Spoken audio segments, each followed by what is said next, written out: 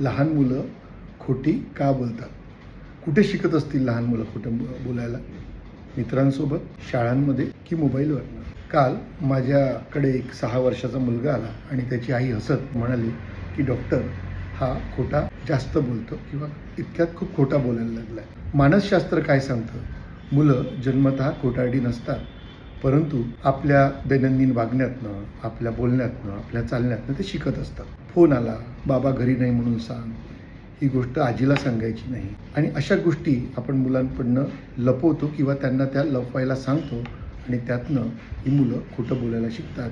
त्याला observational conditioning असं म्हणतात. हे मानसशास्त्रज्ञ सांगतात. या छोट्या गोष्टीतनं त्याच्या ऑब्झर्वेशनल कंडिशनिंगमुळे मग त्याला खोटं बोलायची सवय लागते किंवा कधी खोटं बोललं चालतं असं आपण त्याला इनडायरेक्टली सांगत असतो.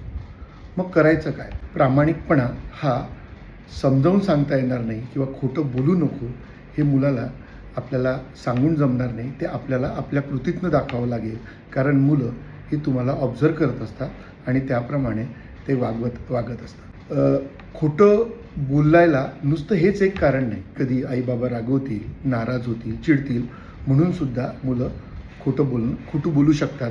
तर प्रामाणिकपणा आपल्या कृतीतनं दाखवा, ते मुलं शिकतील आणि घरचं वातावरण असं ठेवा की त्याला खोटं बोलायचं कामच पडणार नाही.